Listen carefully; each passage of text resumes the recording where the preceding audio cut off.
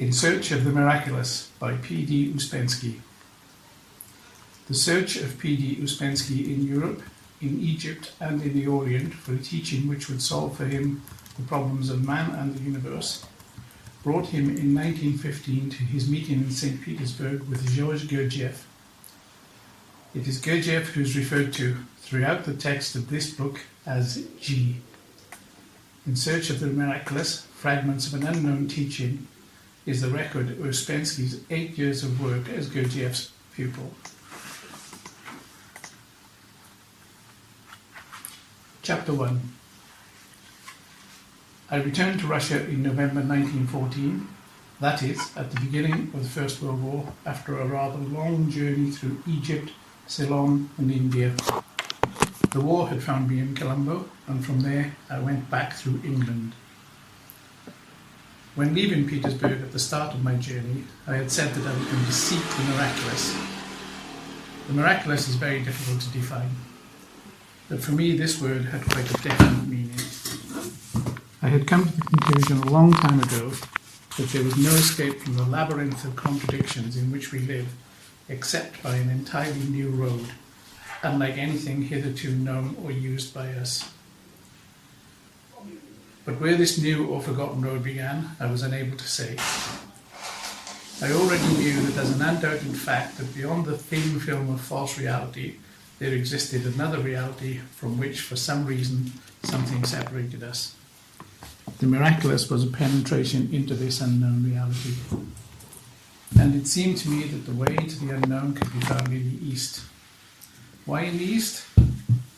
It was difficult to answer this. In this idea there was, perhaps, something of romance, but it may have been the absolutely real conviction that, in any case, nothing could be found in Europe. On the return journey, and during the several weeks I spent in London, everything I had thought about the results of my search was thrown into confusion by the wild absurdity of the war and by all the emotions which filled the air, conversation and newspapers, and which, against my will, often affected me. But when I returned to Russia and again experienced all those thoughts with which I had gone away, I felt that my search and everything connected with it was more important than anything that was happening or could happen in a world of obvious absurdities. I said to myself then that the war must be looked upon as one of those generally catastrophic conditions of life in the midst of which we have to live and work, and seek answers to our questions and doubts. The war, the great European war, in the possibility of which I had not wanted to believe and the reality of which I did not for a long time wish to acknowledge, had become a fact. We were in it, and I saw that it must be taken as a great memento mori, showing that hurry was necessary and that it was impossible to believe in life which led nowhere.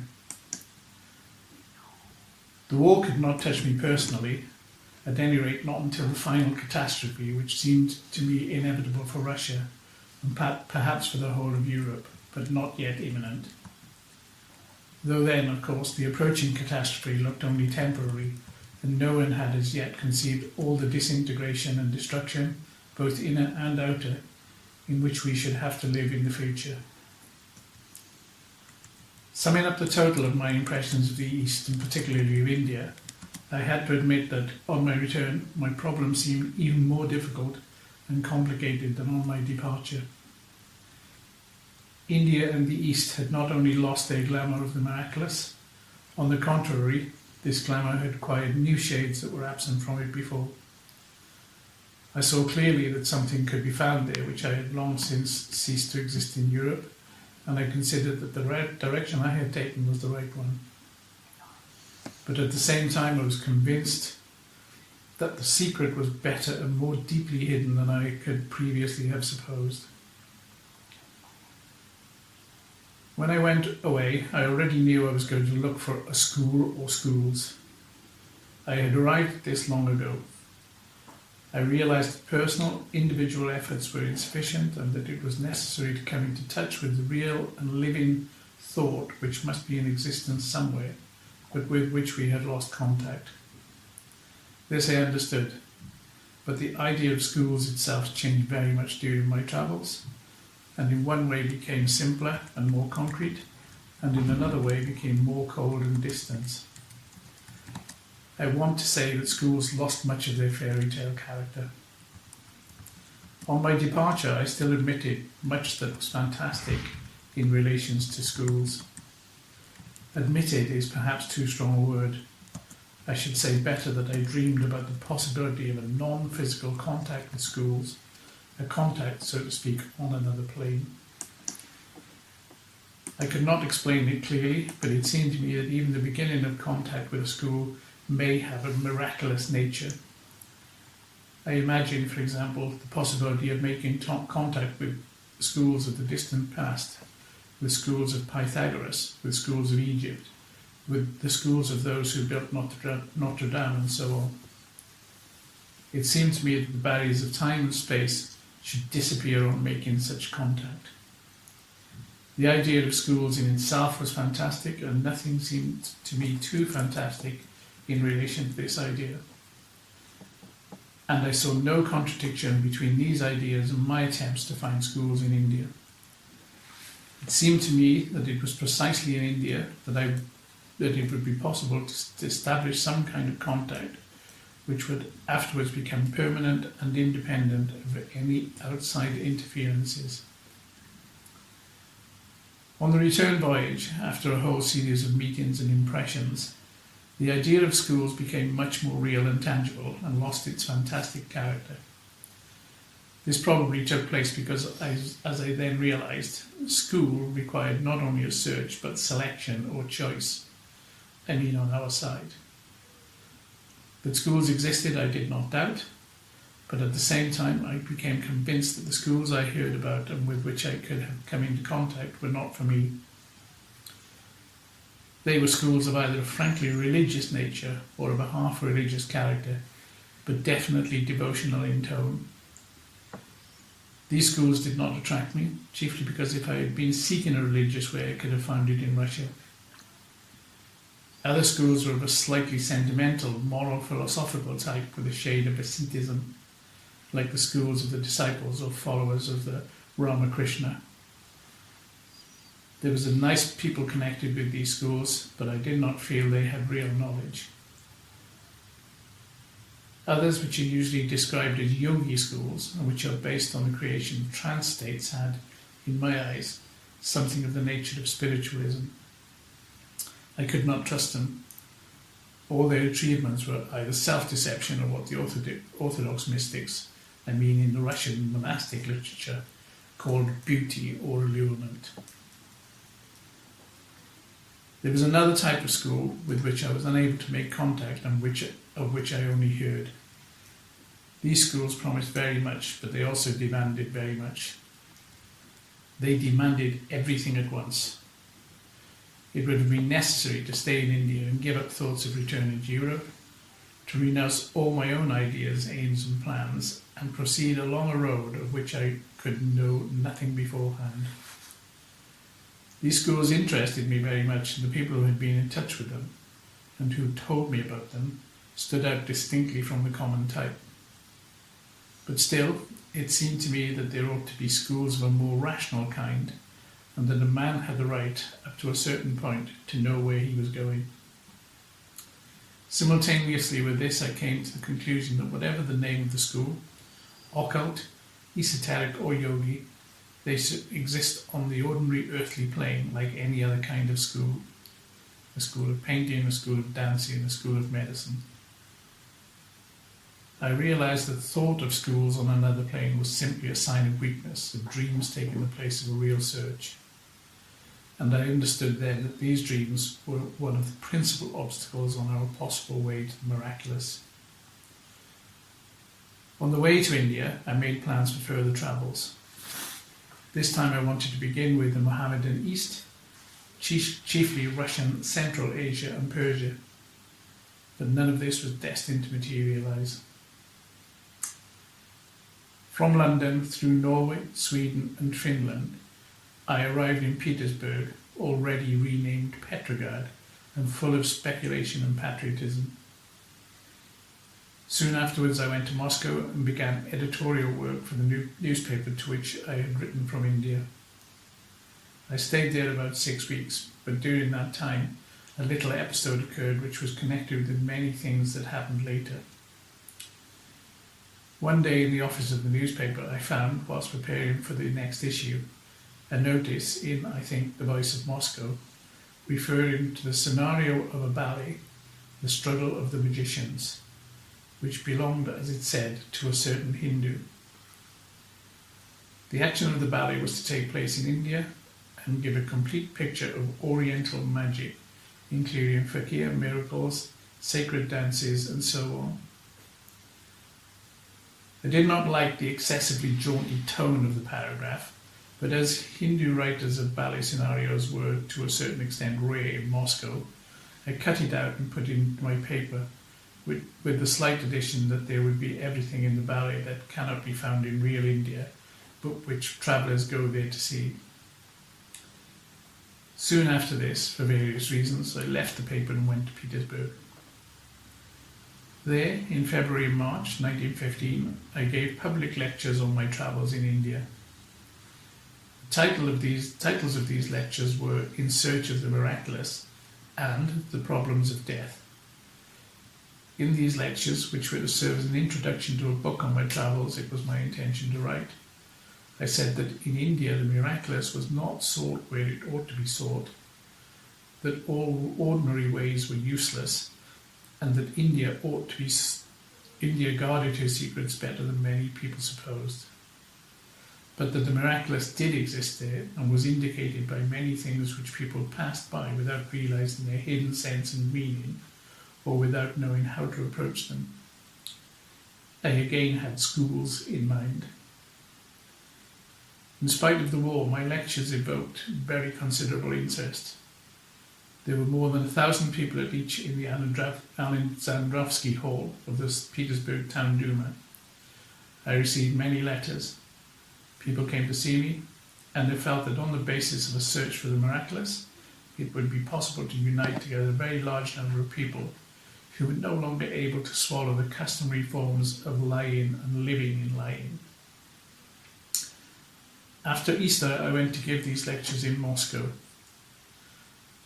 Among people whom I met during these lectures, there were two, one a musician and the other a sculptor, who very soon began to speak to me about a group in Moscow which was engaged in various occult investigations and experiments directed by a certain G, a Caucasian Greek, the very Hindu, so I understood, to whom belonged the ballet scenario mentioned in the newspaper I had come across 3 or 4 months before this.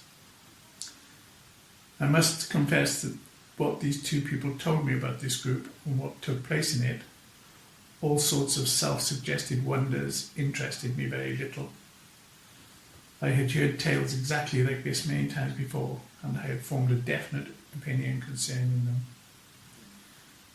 Ladies who suddenly see eyes in the room which float in the air and fascinate them, and which they follow from street to street and at the end arrive at the house of a certain Oriental to whom the eyes belong, or people who, in the presence of the same Oriental, suddenly feel he is looking right through them, seeing all their feelings, thoughts and desires, and they have a strange sensation in their legs and cannot move, and then fall into his power to such an extent that he can make them do everything he desires, even from a distance. All this and many other stories of the same sort had always seemed to me to be simply bad fiction. People invent miracles for themselves and invent exactly what is expected from them. It is a mixture of superstition, self-suggestion and defective thinking, and according to my observation, these stories never appear without a certain collaboration on the part of the men to whom they refer. So that, in the light of my previous experience, it was only after the persistent efforts of one of my new acquaintances, M, that I agreed to meet G and have a talk with him. My first meeting with him entirely changed my opinion of him and of what I might expect from him. I remember this meeting very well. We arrived at a small cafe in a noisy though not central street. I saw a man of an Oriental type, no longer young, with a black moustache and piercing eyes, who astonished me first of all because he seemed to be disguised and completely out of keeping with the place and its atmosphere. I was still full of impressions of the East, and this man, with the face of an Indian Raja or an Arab sheikh whom I had once seemed to see in a white burnous or a gilded turban, seated here in this little cafe, where small dealers and commission agents met together, in a black overcoat with a velvet collar and a black bowler hat, produced a strange, unexpected, and almost alarming impression of a man poorly disguised, the sight of whom embarrasses you because you see he is not what he pretends to be, and yet you have to speak and behave as though you did not see it. He spoke Russian incorrectly with a strong Caucasian accent, and this accent, with which we are accustomed to associate anything apart from philosophical ideas, strengthened still further the strangeness and unexpectedness of his impression.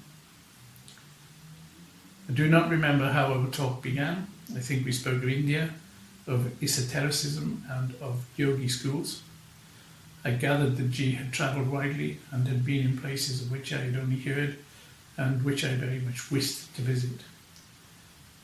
Not only did my questions not embarrass him, but it seemed to be that he put much more into each answer than I had asked for. I liked his manner of speaking, which was careful and precise. M soon left us. G told me of his work in Moscow. I did not fully understand him. It transpired from what he said that in his work, which was chiefly psychological in character, chemistry played a big part. Listening to him for the first time, I, of course, took his words literally. What you say, I said, reminds me of something I heard about a school in southern India.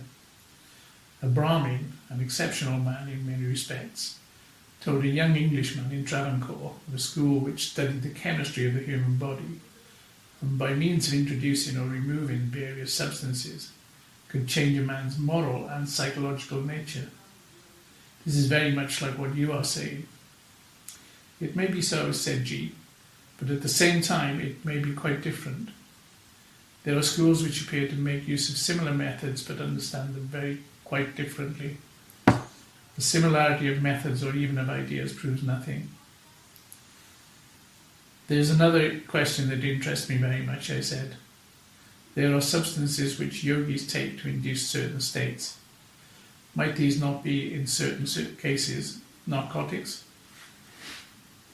I have myself carried out a number of experiments in this direction, and everything I have read about magic proves to me quite clearly that all schools at all times and in all countries have made a very wide use of narcotics for the creation of those states which make magic possible.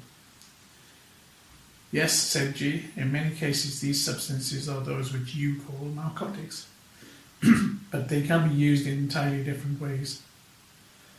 There are schools which make use of narcotics in the right way. People in these schools take them for self-study, in order to look ahead, to know their possibilities better, and to see beforehand, in advance, what can be attained later on as the result of prolonged work.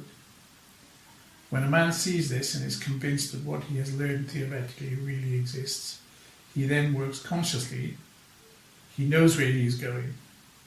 Sometimes this is the easiest way of being convinced of the real existence of these possibilities, which man often suspects in himself.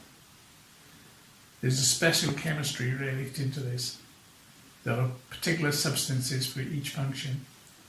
Each function can either be strengthened or weakened, or wakened or put to sleep. But to do this, a great knowledge of the human machine and of this special chemistry is necessary. In all those schools which make use of this method, experiments are carried out only when they are really necessary and only under the direction of experienced and competent men who can foresee all results and adopt measures against possible undesirable consequences. The substances used in these schools are not merely narcotics, as you call them, although many of them are prepared from such drugs as opium, hashish, and so on. Besides schools in which such experiments are carried out, there are other schools which use these or similar substances, not for experiment or study, but to attain definite desired results, if only for a short time. Through a skillful use of such substances, a man can be made very clever or very strong for a certain time.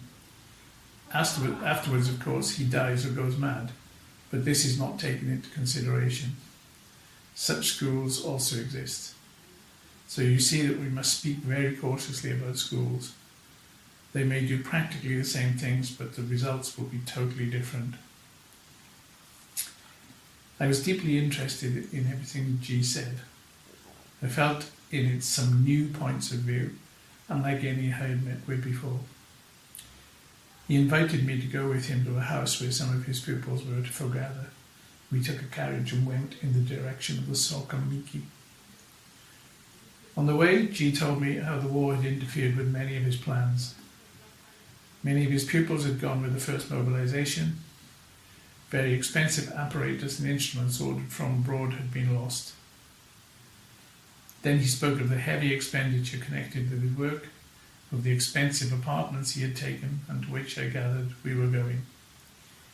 He said further that his work interested a number of well-known people in Moscow, professors and artists as he expressed it. But when I asked him who precisely they were, he did not give me a single name. I ask, I said, because I am a native of Moscow, and besides I've worked on newspapers here for 10 years, so that I know more or less everybody. G said nothing to this.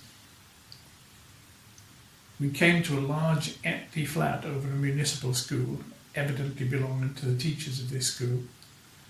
I think it was in the place of the former Red Pond. There were several of G's pupils in the flat. 3 or 4 young men and 2 ladies, both of whom looked like schoolmistresses. I had been in such flats before. Even the absence of furniture confirmed my idea, since municipal schoolmistresses were not given furniture. With this thought, it somehow became strange to look at G. Why had he told me that tale about the enormous expenditure connected with this flat? In the first place, the flat was not his. In the second place, it was rent-free. And thirdly, it could not have cost more than £10 a month. There was something so singular in this obvious bluff that I thought at the time it must mean something. It is difficult for me to reconstruct the beginning of the conversations with G's pupils. Some of the things I heard surprised me.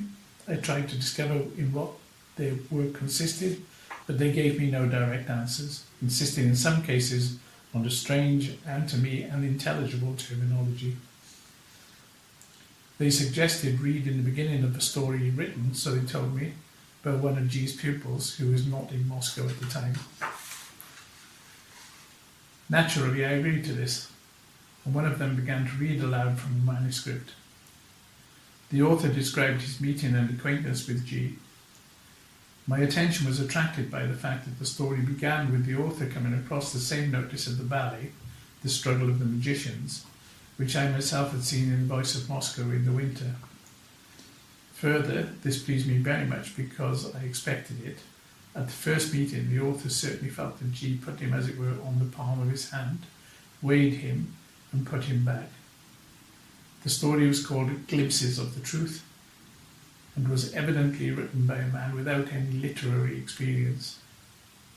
But in spite of this, it produced an impression because it contained indications of a system in which I felt something very interesting, though I could neither name nor formulate it to myself, and some very strange and unexpected ideas about art, which I found in me a very strong response. I learned later on that the author of the story was an imaginary person, and that the story had been begun by 2 of G's pupils who were present at the reading, with the object of giving an exposition of his ideas in a literary form. Still later I heard that the idea of the story belonged to G himself. The reading of what constituted the first chapter stopped at this point. G listened attentively the whole time. He sat on a sofa with one leg tucked beneath him, drinking black coffee from a tumbler, smoking and sometimes glancing at me. I liked his movements, which had a great deal of a kind of feline grace and assurance. Even in his silence there was something which distinguished him from others. I felt that I would rather have met him not in Moscow, not in this flat, but in one of those places from which I had so recently returned, in the court of one of the Cairo mosques, in one of the ruined cities of Ceylon, or in one of the South Indian temples, Tanjore, Trichinopoly, or Madura. "Well, how do you like the story?" asked G, after a short silence when the reading had ended. I told him I had found it interesting to listen to, but that from my point of view it had the defect of not making clear what exactly it was all about. The story spoke of a very strong impression produced upon the author by a doctrine he had met with, but it gave no adequate idea of the doctrine itself. Those who were present began to argue with me, pointing out that I had missed the most important part of it. G himself said nothing. When I asked what was the system they were studying and what were its distinguishing features, I was answered very indefinitely.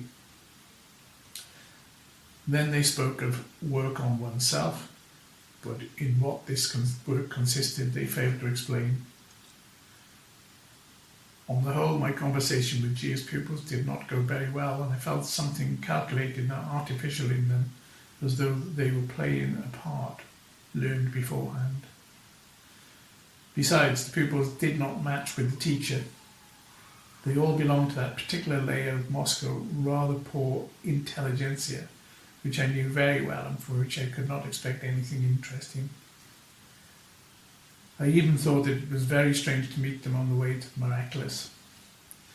At the same time, they all seemed to be quite nice and decent people. The stories I had heard from M obviously did not come from them, and I did not refer to them. "There's one thing I wanted to ask you," said G after a pause. "Could this article be published in a paper? We thought that we could acquaint the public in this way with our ideas." "It is quite impossible," I said. "This is not an article. That is not anything having a beginning and an end. It is the beginning of a story, and it is too long for a newspaper. You see, we count material by lines. The reading occupied 2 hours. It is about 3,000 lines. You know what we call a feuilleton in a paper? An ordinary feuilleton is about 300 lines. So this part of the story will take 10 feuilletons. In Moscow papers, a feuilleton with continuation is never printed more than once a week, so it will take 10 weeks, and it is a conversation of one night.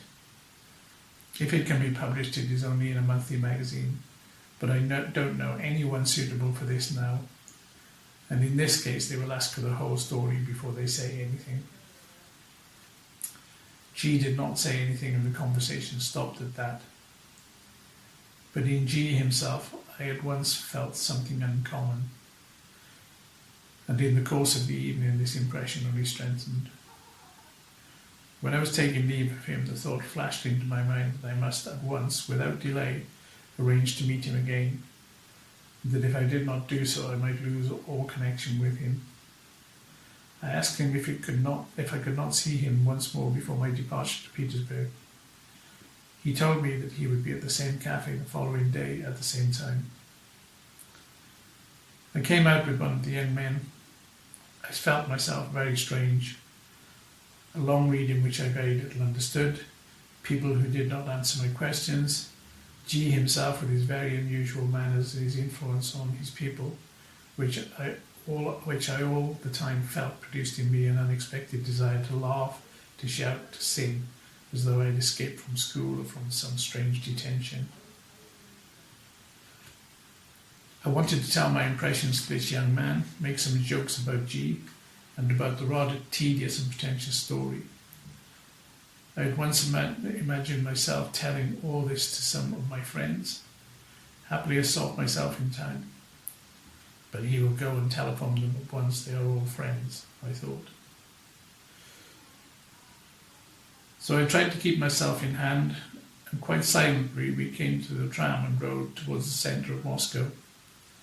After a rather long journey, we arrived at Okokhnina, near which place I stayed, and silently said goodbye to one another and parted.